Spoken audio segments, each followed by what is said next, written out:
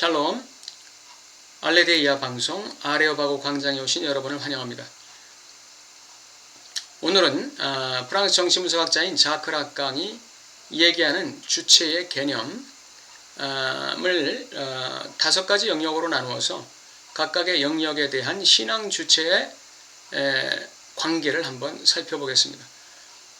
자크 락강이 말하는 주체에는 소외된 주체, 분열된 주체 또는 결여된 주체, 책임을 떠안는 주체, 욕망하는 주체, 향유하는 주체, 이와 같은 5가지 주체의 영역을 가지고 있습니다. 그 중에 오늘은 첫 번째로 소외된 주체라는 개념을 가지고 성경 말씀과 유비해서 신앙 주체의 상태에 대해서 한번 살펴보겠습니다. 오늘 성경 말씀은 잠언서 16장 18절, 교만은 패망의 선봉이요 거만한 마음은 넘어짐의 앞잡이니라. 이 말씀으로 소외된 주체와 연결해서 한번 살펴보겠습니다. 자크 락강이 말하는 주체 개념에서 소외된 주체는 무엇일까요? 갓 태어난 어린아이는 엄마라는 절대 의존의 대상을 통해서 모든 것을 공급받습니다. 엄마는 아이에게 절대적인 생존 환경입니다. 엄마 없이는 아이는 결코 정상적으로 자라날 수가 없습니다. 엄마는 모성을 다해서 지극정성으로 아이를 돌보기 때문에 아이 입장에서는 엄마야말로 자신의 생존 환경으로서 아주 중요한 대상이 되는 것이죠. 그래서 아이는 엄마를 통해서 모든 생존에 필요한 것들, 생활에 필요한 것들을 공급받고 그것을 통해서 만족을 누리는 주체이기 때문에 굉장히 말하자면 자기가 필요할 때 엄마에게 신호를 보내면 엄마는 그 즉시로 달려와서 자신의 필요를 채우기 때문에 아이는 마치 자기가 이 요술지팡이를 휘두르는 것 같은 그런 느낌을 갖게 돼요. 전능감을 느끼는 것입니다. 다른 말로 말하면 대양감을 가진다 이렇게 얘기합니다. 대양감이라는 것은 굉장히 자기가 커진 듯한 느낌이에요. 굉장한 존재가 된 듯한 느낌, 아주 엄청나게 거대한 유능한 존재가 된 느낌, 이게 대양감이죠. 전능감과 비슷한 개념입니다. 왜냐하면 자기가 신호만 보내면 엄마가 와서 자신의 필요를 채워주기 때문에 자기가 굉장한 존재나 된 것 같은 착각을 어린아이들은 하게 된다는 것이죠. 그러나 이 어린아이의 주체는 존재 안에서 소외됩니다. 어린아이의 진정한 주체는 존재 안에서 소외됩니다. 이것을 아파니시스라고 얘기해요. 주체의 사라짐, 주체의 소외됨, 이것이 바로 락강이 얘기하는 소외된 주체 개념입니다. 락강은 주체를 자아와 주체로 구분하고 있어요. 자아는 대상과 이렇게 관계하는 주체입니다.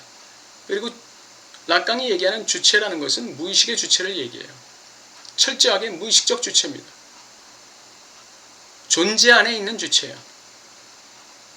존재로서의 주체를 얘기하는 것이죠. 그 주체는 사라진다는 것입니다. 이것이 소외된 주체입니다. 자아가 대양감과 전능감 속에서 만족에 쩌들고 있는 상태 속에서 주체는 존재 안에서 소외된다는 것이죠. 이것을 신앙생활에 접목시켜 본다면 어떻게 될까요? 우리가 처음 예수 믿고 구원받아서 하나님의 은혜를 받을 때 굉장히 우리는 황홀한 체험을 하게 되죠. 하나님의 임재를 체험하기도 하고 하나님의 응답을 체험하기도 하고 어떤 특별한 은사를 체험하기도 하고 병고침을 체험하기도 하고 가족의 오래된 소원이 해결되는 그런 체험도 하게 됩니다.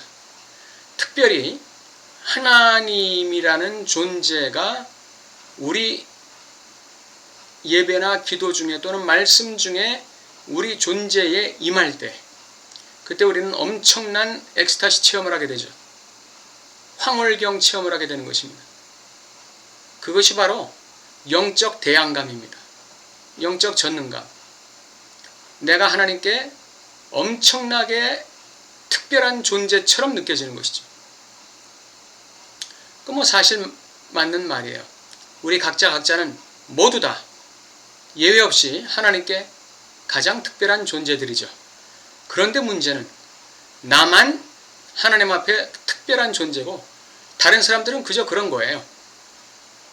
다른 사람들은 나만큼 은혜 받진 않았어요.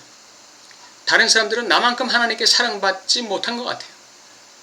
나만 유독하게 독특하게 나만 하나님께 아주 사랑받고 은혜받고 하나님께 가장 귀하게 여김을 받는 신앙 주체로 착각을 하는 것입니다. 이것이 영적 대안감이에요. 영적 전능감이에요. 영적 만족감이죠. 이렇게 될 때 영적으로 신앙 주체의 존재적 차원은 소외되는 거예요. 왜 그런지는 다음 시간에 살펴보겠습니다. 오늘은 이 신앙 주체가 처음 예수 믿고 하나님께 은혜 받고 은사 받고 축복 받고 응답 받고 병 고침 받고 문제가 해결되는 그러한 은혜의 체험 속에서 영적 대안감을 누린다는 것, 영적 만족감을 누린다는 것, 이것이 매우 좋은 것입니다. 이거 자체는 굉장히 좋은 거예요.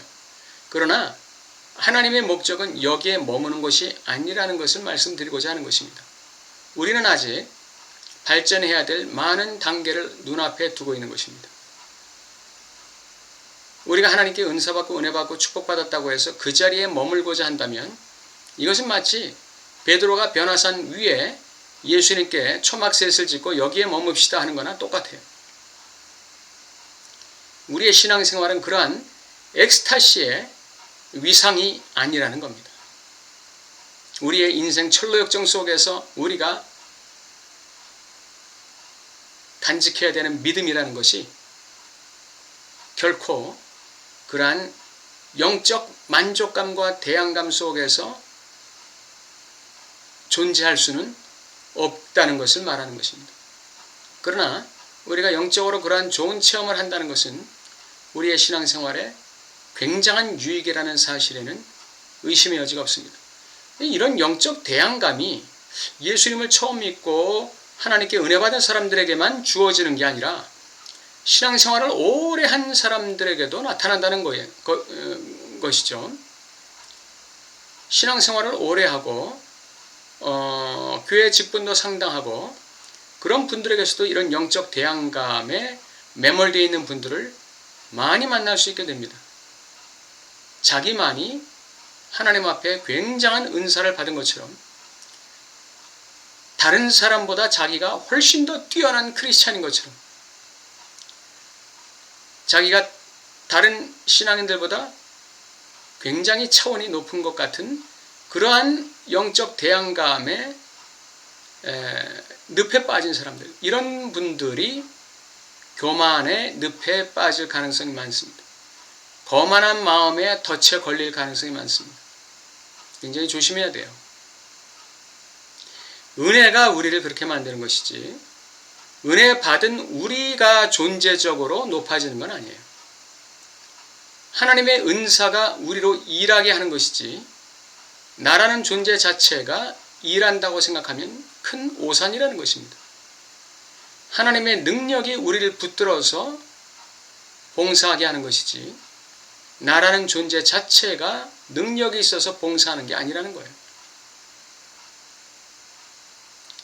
그러므로 이 소외된 주체라는 락강의 개념이 오늘날 신앙 주체에게 어떻게 접목되는지에 대해서 오늘 말씀드렸는데 하나님께서는 이와 같은 영적 대안감 안에 머무는 것으로 끝나기를 원치 않으신다는 사실을 오늘 결론적으로 말씀드리길 원합니다.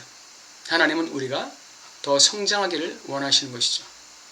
어떻게 성장하기를 원하실까요? 다음 시간에 락강의 주체의 두 번째 개념을 가지고 그 부분에 대해서 말씀을 나누겠습니다. 말씀을 들어주신 여러분 감사합니다.